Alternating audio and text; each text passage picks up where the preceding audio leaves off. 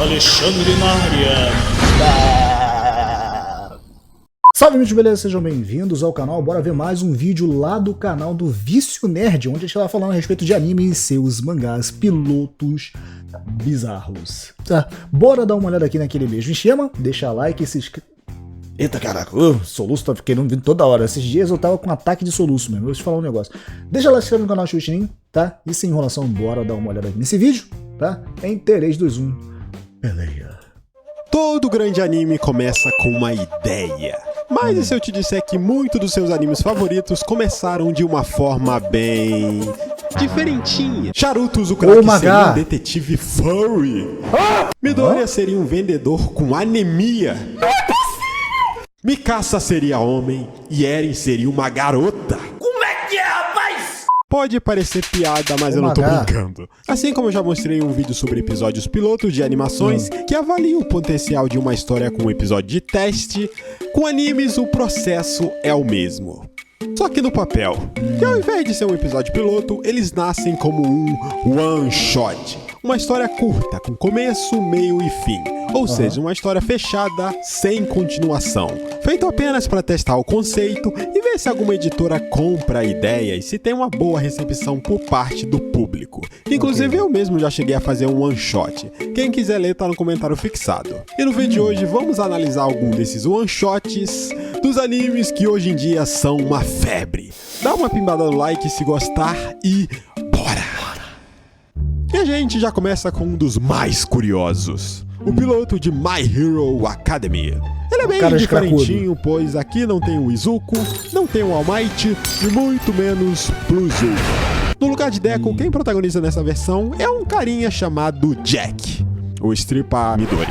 Opa! É. E ele aqui, ao invés de ser um estudante do ensino médio, onde é que eu tô? Ele é um CLT. Sim. Um empregado que trabalha numa empresa à beira da falência. A chefe dele, Akahashi, uma empresária que herdou o negócio do pai.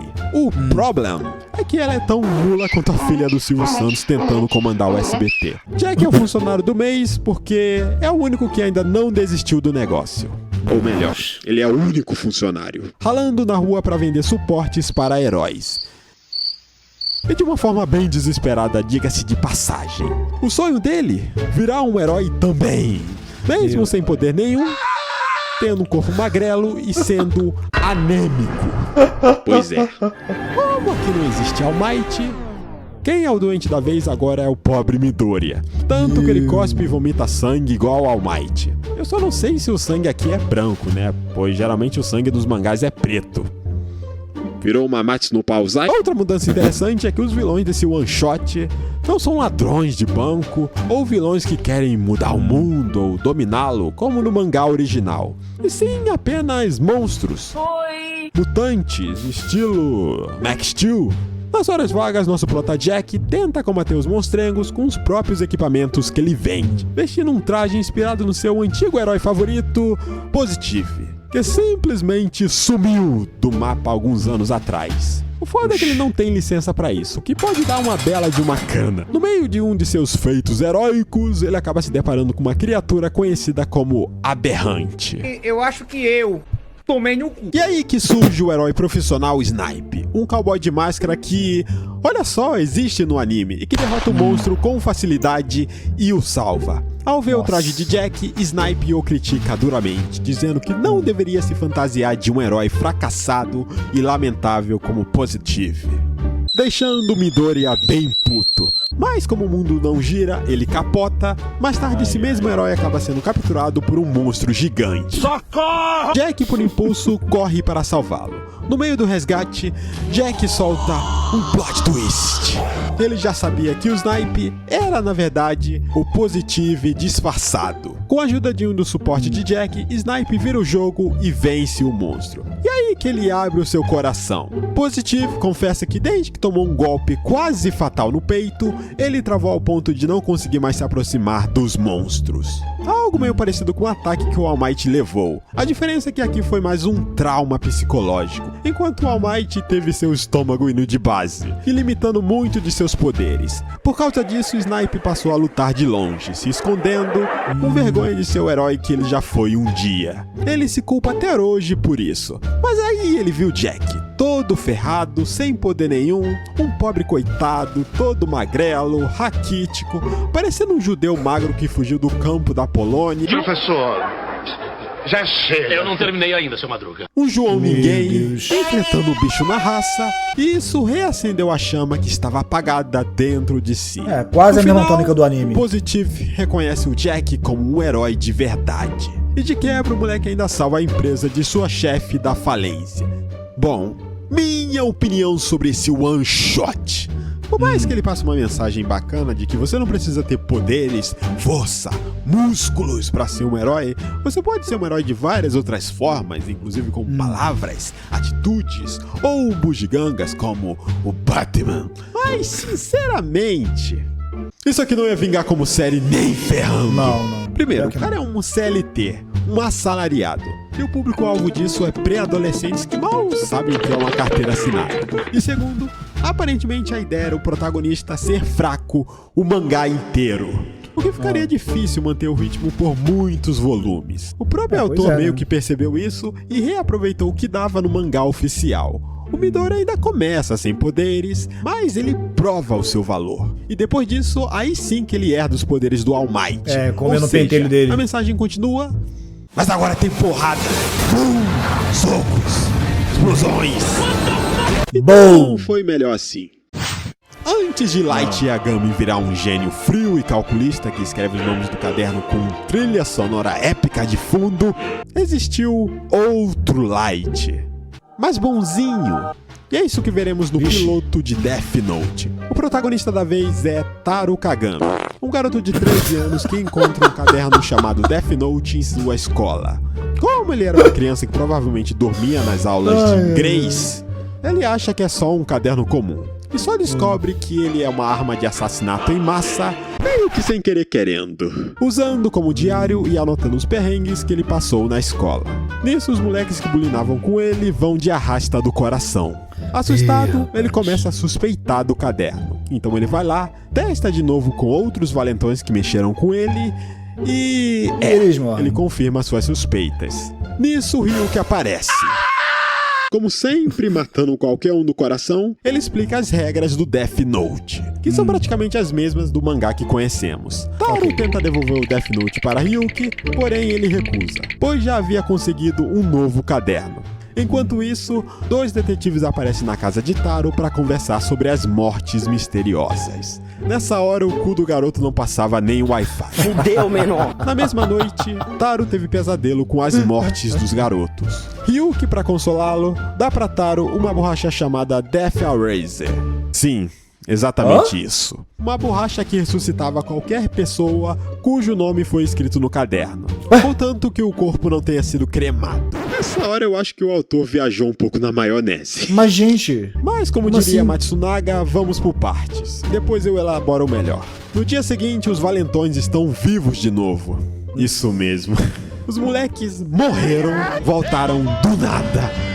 E no dia seguinte já estavam na escola como se nada tivesse acontecido. Nenhum trauma, nenhuma terapia. Só mais uma terça-feira normal no Japão. Os detetives chegam na classe pra conversar com os valentões. Porém, eles de repente morrem de dor. Olha, tá começando a ficar engraçado. E de quebra, os detetives também vão de vala. Resultado, pânico geral na escola. Mano, Ficaria feliz. Aulas suspensas, eba! Taro então volta pra casa tentando entender o que diabos aconteceu. E vê na TV que vários criminosos ao redor do mundo também morreram de forma fulminante. Taro e Ryuki deduzem que outra pessoa tem um Death Note. O próprio Ryuki vê que seu segundo caderno sumiu. Puta que pariu, Ryuki. Que merda, Taro hein? então descobre que outro colega de sua classe pegou o Death Note, conseguindo ressuscitar as pessoas que morreram. Taro e seu colega Miura tentam explicar a história para os detetives, mas é óbvio que ninguém acredita. Para provar, Taro pede pro Miura escrever seu nome no caderno e depois apagar com a borracha. Olha, a chance Coragem. de ter dado merda era grande. Já pensou se ele escreve o nome com caneta Bic, aquelas permanentes? Mas enfim, tudo dá certo. Os detetives ficam chocados, dizem pra não contarem isso pra ninguém, e o caderno acaba sendo no final queimado. Depois de saírem de lá, Ryuki pergunta pra Taro como é o mundo dos mortos. E pela cara do Taro, não parecia ser um lugar muito agradável. Será que ele foi pro limbo? O piloto termina com um salto de 7 anos no futuro, com Ryuki e Taro conversando sobre a repercussão do caderno no mundo. Nada de muito importante, mas é interessante notar que as memórias do Taro não foram apagadas mesmo após ele se livrar do caderno, ao contrário do que acontece no mangá original. E o que o Ryuki tá fazendo ali? Com o Taro? Se ele nem tem mais o caderno, depois de 7 anos, viraram best friends? E bom, esse lance de ressuscitar pessoas tira um pouco a seriedade da história. E graças a Deus essa ideia só ficou no piloto. Mas eu até passo... o que ele falou aqui é real. Tipo, fica assim, não estou falando mal de Dragon Ball, pelo amor de Deus, não entendam mal o que eu vou falar agora. Mas aquela sensação de perigo, de morte iminente, por causa de algum inimigo forte pra caraca, meio que perde um pouco do peso, pelo menos perdeu muito do peso, com o passar dos anos, tá ligado? Tipo, lá na saga Dragon Ball clássico, né? Ainda pelo que eu me lembro, podem me corrigir, tá? Mas eu me lembro de um lance que, tipo, só podia ressuscitar a pessoa uma vez. Tipo, ela morreu, tá, vou usar esse esfera do dragão aqui, pá, ressuscitou, Kuririn. Pronto, Kuririn ressuscitou. Mas aí, depois do tempo, passou um tempo, não, agora pode ressuscitar tantas vezes que quiser. Morreu de novo, vai ressuscitar. Morreu, ressuscita de novo, tá ligado? A pessoa não tem paz, ela quer morrer, mas não pode. Tá ligado? Meio que tira a seriedade. Agora, naquela época, não. Tipo, porra, o Kuririn já morreu uma vez aqui. Se acontecer de novo, já era. Aí, tanto que, quando veio a saga dos Saiyajins, eu achei que ele nunca mais ia voltar, porque ele morreu. Não. Na verdade, quem morreu foi o... Não, desculpa. Ele morreu na saga dos Saiyajins, exatamente. Não falei besteira, não. Ele morreu pro Freeza, no caso. Né? Os outros eu não tô lembrado se eles morreram antes. O Tenshinhan, o Cauzi, o Piccolo e o Yantia. Eu não lembro se eles morreram antes. Eu acho que não. Acho que aquela dali foi a primeira morte deles. Aí eu falei, bom, ainda tem a esfera do dragão pra eles. Então acho que, né, tá de boa. Mas quando eu vi o Kuririn morrendo de novo em Namekusei, eu falei, pô, ele não vai voltar mais. Aí do nada ele volta de novo. Tá ligado? Então, pô, ainda bem que, voltando agora pra Death Note aqui, eles não usaram essa ideia aí de transformar uma borracha como se fosse uma esfera do dragão. Poxa, morreu, vamos ressuscitar aqui, peraí, deixa eu apagar o nome aqui. Pô, ia tirar realmente o peso que é o anime. E tanto é que eu assisti esse anime umas 6 vezes, tá ligado? De tão bom que é. Um paninho, porque a história claramente foi pensada pra ser fechada. Algo mais direto, sem muito espaço pra desenvolvimento, nem camadas mais profundas. No fim das contas, eu acho que a ideia era só apresentar um conceito de caderno da morte de forma clara, sem entrar nas questões morais e filosóficas que o mangá exploraria depois. E terminar com um final feliz, né? Porque era só um começo.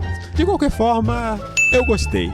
Funcionou bem como um piloto e a serialização foi mais do que merecida. De todos os pilotos que eu falei até agora, o de Bleach é sem dúvidas o menos diferente da versão final. Ainda assim, ele tem umas coisinhas bem curiosas. A primeira delas já tá logo na capa. Ichigo de cabelo preto. Meu Deus! A história já começa nos mostrando Ichigo em seu trampo de Shinigami, ou ceifador de almas, como preferir. Mas ao invés dele fazer aquele ritual conhecido como Konso, aquele toque de espada que manda a alma pro além, né? Aqui ele entrega 2 passagens pra alma viajarem pra Soul Society? Sim. No piloto, até pra pessoa morrer, ela precisa de visto. Curiosamente, essa ideia foi reutilizada lá no capítulo 546 do mangá, quando os humanos visitam a Soul Society. Nos é contado então que ele sempre teve a capacidade de enxergar e interagir com espíritos, assim como no anime. E como ele virou Shinigami, você me pergunta? Simples. Numa tarde qualquer, ele presenciou um duelo entre Rukia, Shinigami da 3ª divisão, e um Hollow, que tava na ânsia de lanchar umas almas. Ela quase finaliza o bicho quando o Ichigo, do nada, mete a força no meio e dá uma lapada nela, que a faz voar longe. Um pouco parecido com a bicuda que ele dá quando ela entra no quarto dele no anime, atrapalhando ela e quase ele indo de base por causa disso. Mas Rukia salva ele. Só que depois disso, por algum motivo que eu acho que o Kubo tirou do cu de uma cadela desdentada, a Rukia fica esgotada a ponto de encolher, igual meu pênis no frio. E a cena mais intancável desse piloto é Rukia tomando banho pelada numa xícara de leite. Não é nem de água, é de leite. Sem muita escolha, ela empresta seus poderes pra ele terminar o trabalho. Ao contrário do mangá original, né? Onde Ichigo se torna um Shinigami por vontade própria pra salvar sua família, aqui ele vira meio que a força. E o Ichigo ainda implora pra voltar ao normal. Mas Rukia diz que isso é temporário e que vai voltar ao normal em 7 dias. 7 dias depois... Ai, Ichigo, então, eu não vou voltar ao normal não. Se fode aí, tá? Oh my god. E eu aqui pensando, nossa, que bela construção de uma amizade, né? Baseado na confiança. Que bela motivação para um protagonista, né? Ele fazer seu dever à força. A Rukia seria uma personagem muito gostável se fosse assim, né? Vocês não acham? Não? Hein? Enfim, ela diz que tem um novo chamado. Uma pessoa morreu por perto. E esta pessoa é ninguém menos que a Orihime. Ih, sim, rapaz.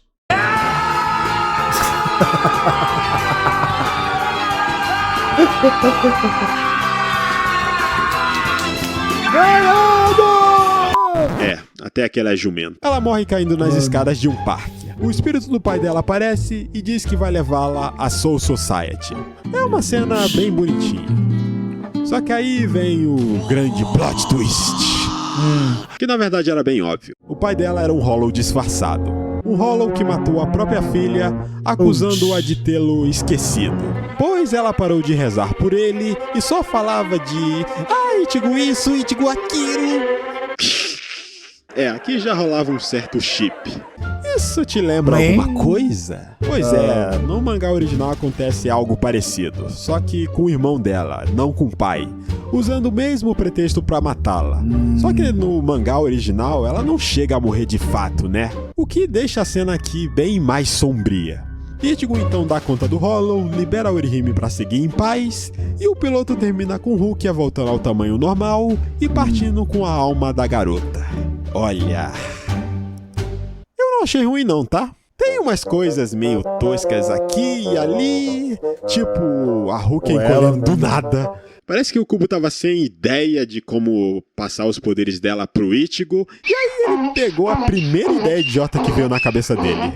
Felizmente, algum editor iluminado da Shonen Jump deve ter virado pra ele e falado: irmão, esquece essa merda aí, pelo amor de Deus. Mas no geral, eu achei um piloto decente. Dá pra ver que o Kubo já tinha algumas ideias boas, bem formadas, só precisava de uma lapidada, né? E vocês, o que acharam? A Orihime... teria sido melhor a Orihime ter morrido?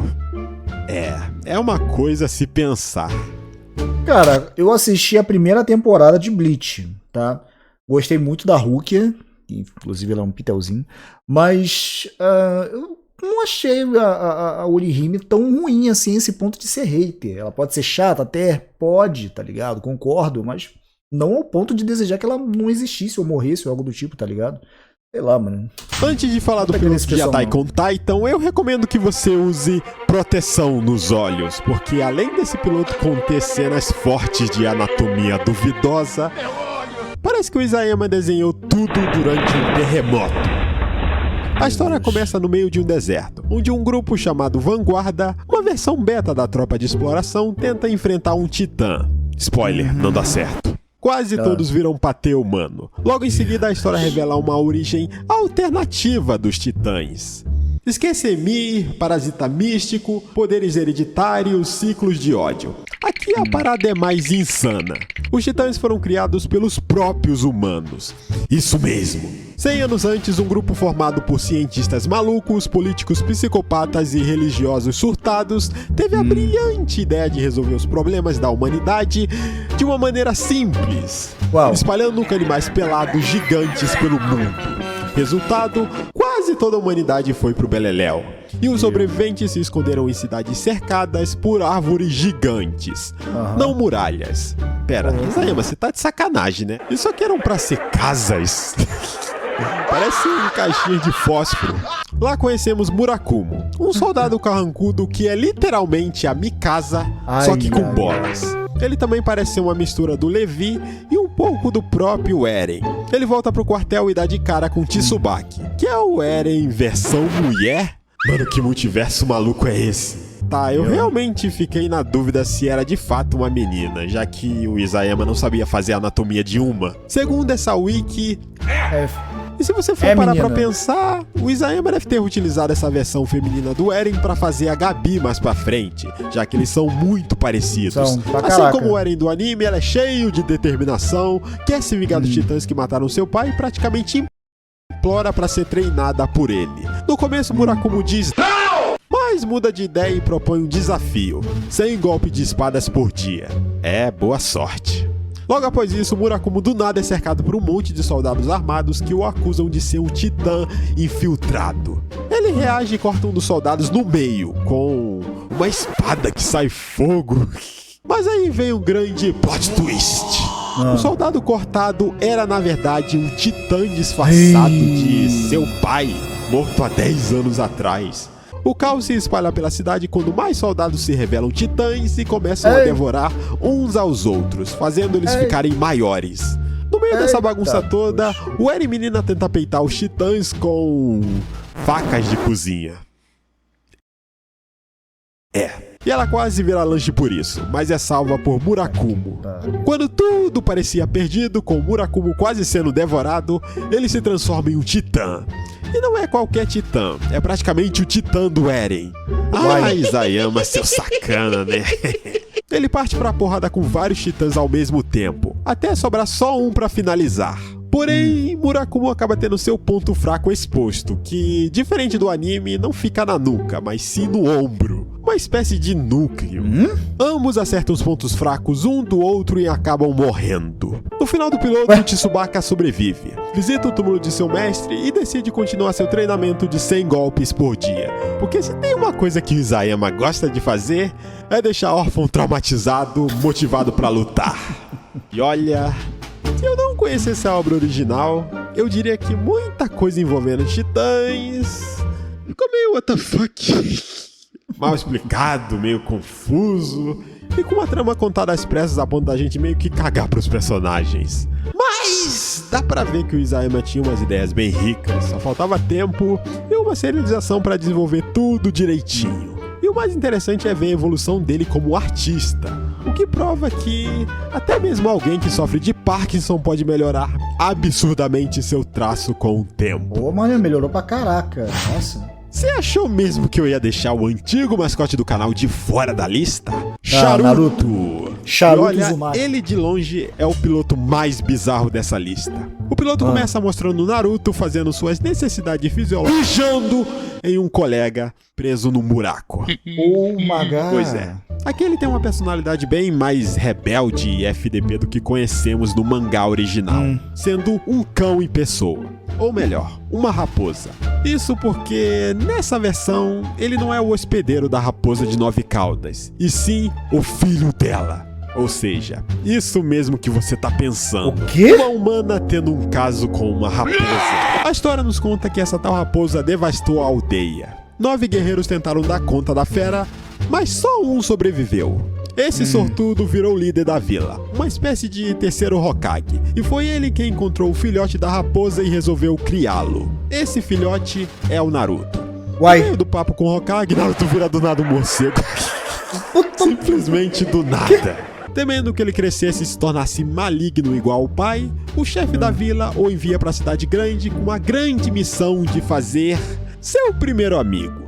Sim, o plot desse piloto é literalmente o meme Os Amigos que Fazemos no Caminho. E aqui já rola uma grande diferença em relação à obra que conhecemos, a ambientação. Enquanto a obra original se passa em um universo pseudo-feudal, o piloto rola num mundo bem mais moderno, parecido com o da gente, com cidades grandes, prédios, carros e até polícia armada. Algo que foi adotado mais pra frente naquela coisa chamada Boruto. Antes de partir pra missão, Naruto foi atrás de sua refeição predileta. Enquanto saboreava uma deliciosa tigela de lamen, ele acaba conhecendo Kuroda, um artista renomado e também um pinguço de primeira. Para conseguir uma segunda tigela de graça, ele topa levar o cara até o ateliê dele, onde conhece também seu assistente Takashi. Como agradecimento, Kuroda convida Naruto para tomar umas. E foi aqui que eu percebi que o Kishimoto usou drogas quando estava escrevendo esse piloto, porque...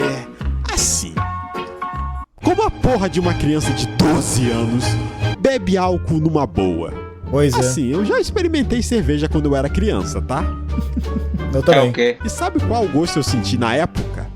Mijo. Urina gelada. Mas enfim, depois de muita cachaça em conversa, Naruto acaba dormindo na... Inclusive, o Vicinete falou uma coisa que eu também fiz quando criança, e por causa disso, creio eu, que eu acabei detestando cerveja, a ideia de beber cerveja, apesar de ter depois, quando eu tinha chegado nos meus 30 anos de idade, que foi quando eu saí da Meta Universal, tá ligado? Aí eu decidi experimentar, e realmente é uma bosta, tá ligado? Ainda bem que eu não gostei de cerveja. casa do artista, sendo furiosamente acordado pela polícia na manhã seguinte. O motivo? Uma pintura valiosa deles havia sido roubada, com o assistente de Kuroda indo de base. Pesado. Igual a sua mãe. Para piorar, Naruto era o principal suspeito, já que uma arma foi encontrada em sua mochila. Assim, dá pra notar uma certa semelhança com o primeiro episódio do anime, onde Naruto rouba um pergaminho proibido. Para provar sua inocência, Naruto sai pela cidade de moto com seu faro animal pra tentar achar o culpado.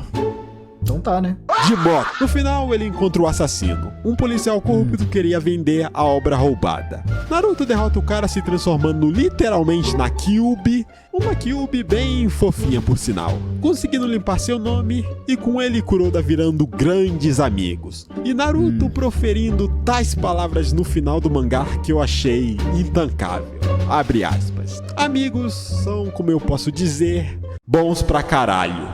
Fecha aspas. Então, né? Ai, Kishimoto.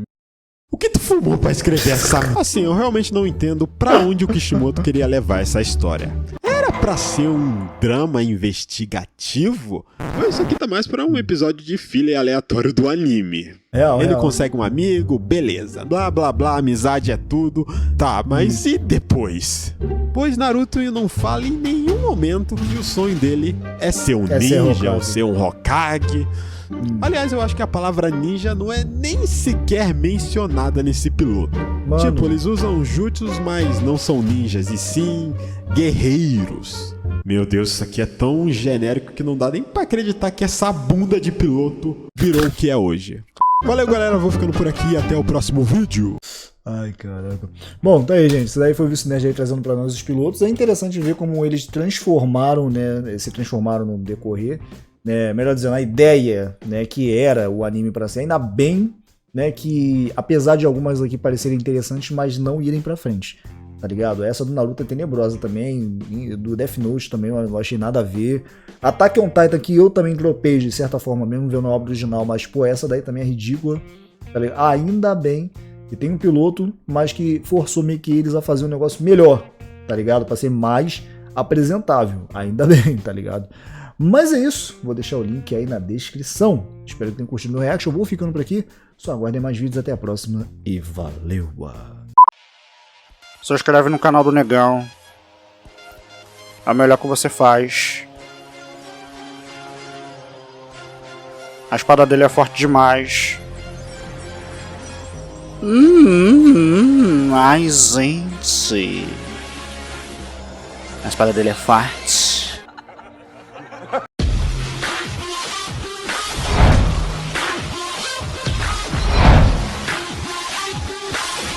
Alexandre na área.